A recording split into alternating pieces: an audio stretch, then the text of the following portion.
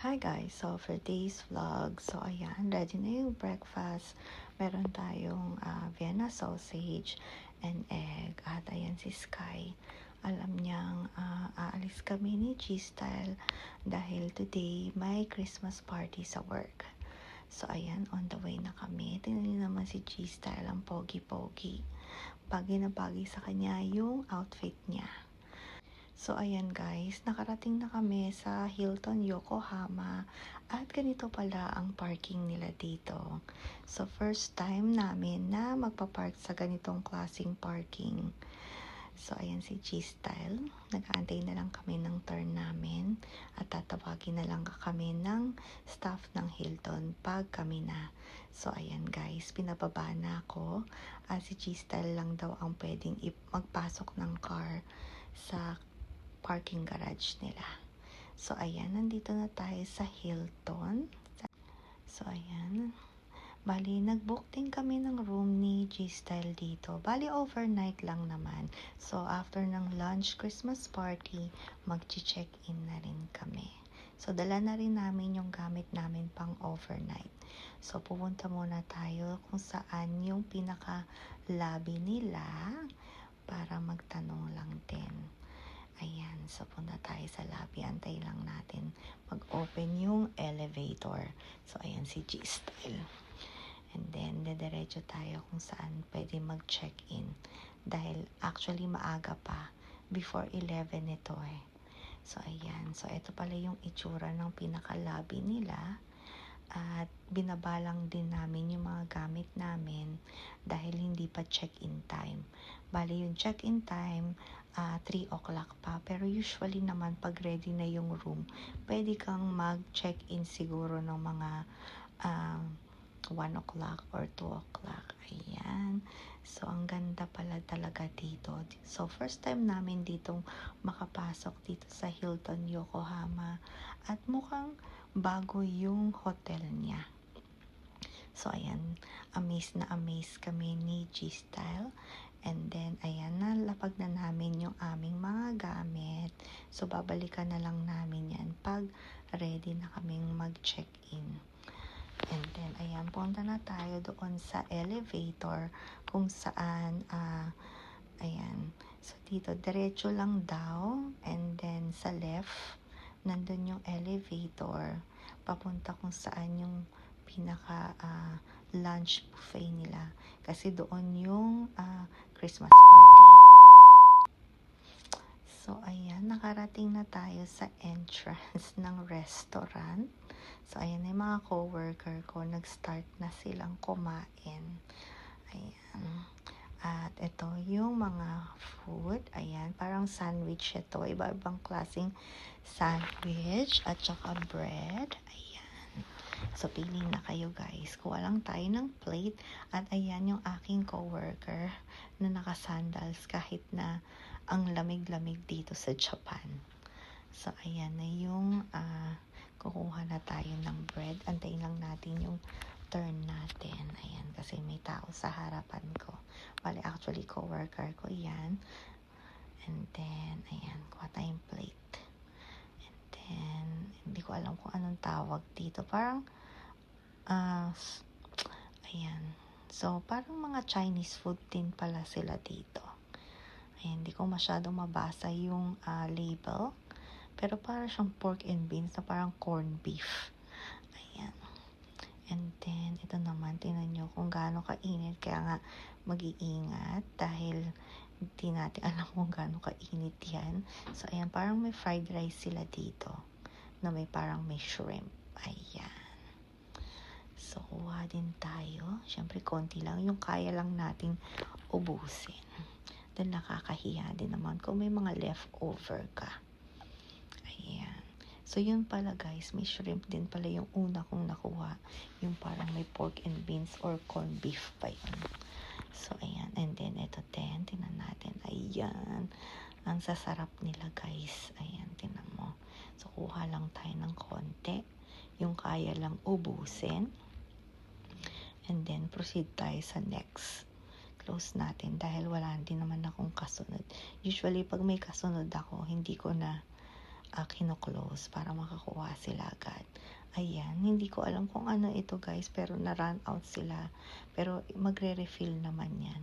So, antayin lang natin din. Babalikan din natin yan later. So, ayan. So, meron lang din tayong inaantay. Ayan. Dahil meron pang kumukuha. And then, kukuha din tayo kung ano mo yan. So, ayan. Parang egg lang ata yun. Ito, may shrimp. Ay, fish pala to, hindi shrimp. Ayan, may fish. Ayan, may sabaw-sabaw siya. So, kukuha lang din tayo ng konti. Hindi ko makuha guys dahil mahirap kumuha na nagvi-video at kumukuha ng food. Ito naman yung parang sa beef ball. Ayan. So, babalikan na lang din natin yung fish. Ayan, pag hindi na natin hawak yung camera. At ito, curry ata to guys eh. So, masarap yan, lalo na sa mainit na rice. At ito yung paborito ko guys.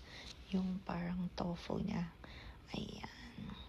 Kukuha din tayo niyan. At may egg roll. Napakasarap niyan guys. Hindi ko alam kung ang inspired na lumpia yan, pero masarap. Masarap siya. Bali, binalikan ko rin yan dahil nga nagustuhan ko talaga. At meron din silang ito. I think chicken ito eh. So, kuha lang din tayo ng konti. Dito sa Hilton guys, nagustuhan ko talaga yung mga food nila. Kaya nga si G-Style tuwan-tuwa din. Dahil sabi nga niya, masarap yung pagkain sa Hilton. Ayan. At kung ano-ano pa itong mga to na hindi ko nakita kung ano yung mga pangalan niya. Pero lahat sila masarap. Ayan. Natikman natin lahat yan. So, yung ibang hindi ko nakuha, binalikan ko na lang yan. At hindi ko na na-video kasi nga mahirap mag-video at kumuha ng food. So, ito yung mga nakuha natin. Ayan. So, halo-halo siya dyan sa plate. Di bali guys, dahil halo-halo din naman yan pag kinain ninyo. Ayan. At ito naman yung mga ham, salami. Ayan. Kuha din tayo niyan. Pero sana nga marami silang variety na cheese.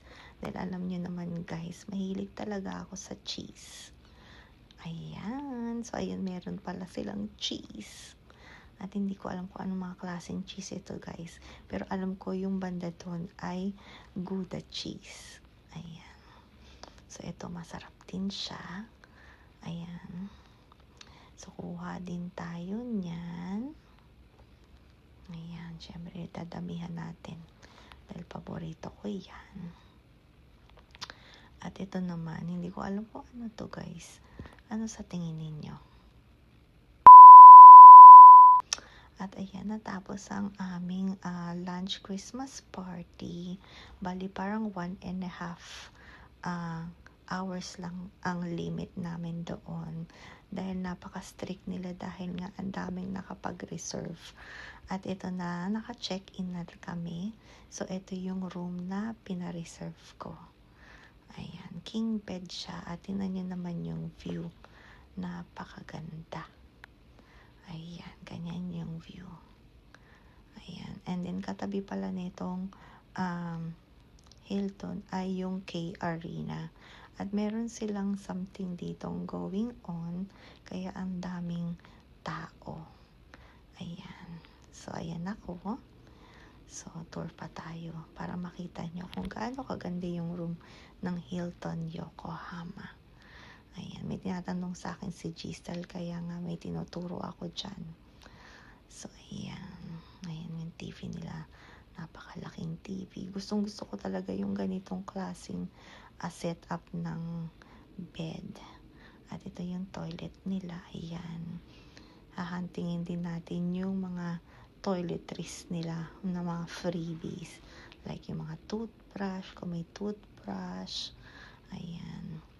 At ayan, may towel. Pero syempre hindi natin pwedeng iuwi yung towel. Yung mga toiletries lang. Ayan. Pakita ko sa inyo yung bathtub. Ang ganda ng bathtub nila. Malalim. Ayan.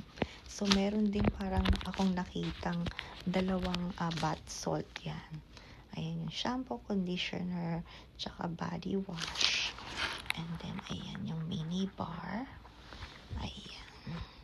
May ref sila. So, walang laman. So, ayan, walang laman guys. At hindi ko rin napakita sa inyo na may Voltin dyan at may para siyang pajama na good for two. Pero gusto ko talaga yung coffee maker na Nespresso. Ayan. O, ayan, tingnan nyo, may boat. At ito naman yung gym nila. Maganda rin yung gym nila. Hindi siya ganun kalaki, pero maganda siya. Ayan, may treadmill.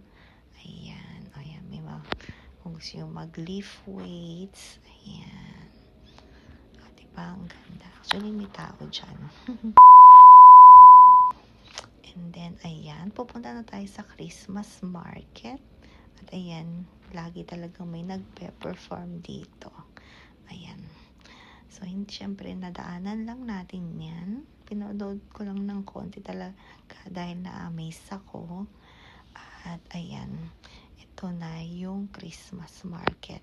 Bali, first time naming makakapunta dito sa Christmas market, guys. Ang haba pala ng pila. Ayan, dahil nga hindi kami nakakuha ng ticket na in advance. Ayan, advice ko sa inyo guys, kumuha kayo ng priority pass. Dahil 1 hour kaming pumila.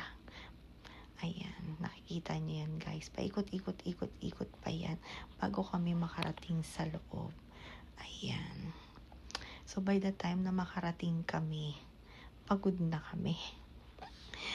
500 yen yung ticket per person. At ayan, ganyan yung itsura niya sa loob. Ayan, ang daming lights. At ito, amazed ako dito sa Christmas trees nila. Ang ganda niya, lalo na sa personal. Ayan.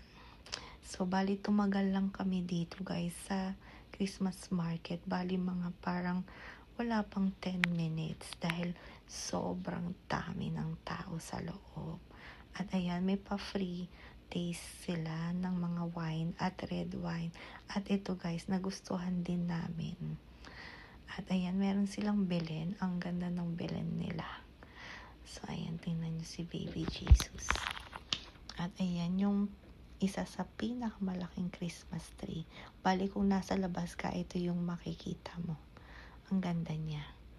Ayan, nakikita niyo yung mga tao. Ang daming tao sa loob. Ayan.